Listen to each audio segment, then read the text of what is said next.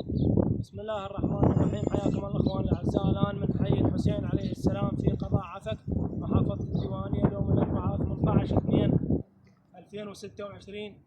هاي الساحة شوفوها،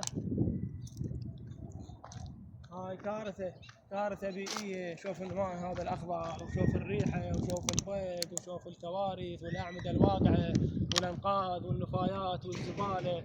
طبعا كل سنة هذا نفس الحال، وكل يوم وكل شهر وكل ساعة وكل ثانية وهذا نفس الحال. يجونا زوار من كل المحافظات يطبون الحي الحسين يقولون كل سنة نفس الواقع، نفس الواقع التعبان. حتى الزوار قمنا نستحي، زوار الإمام الحسين بالأربعينية قمنا نستحي شو نقول لهم، شنو السبب، شنو العذير. السبب نقول لهم بالحكومة، يقولون انتم وش بيكم؟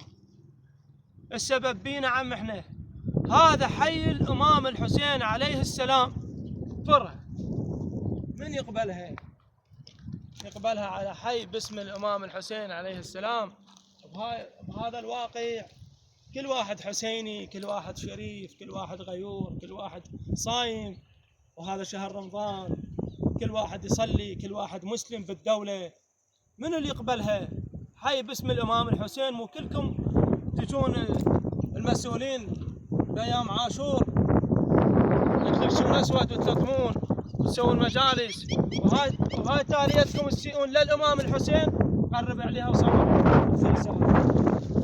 هاي مكان ما طالبوا الناس يردونها متنزه مرتبة ومتنزه للأطفال، وثير وأشجار وحديقة والألعاب.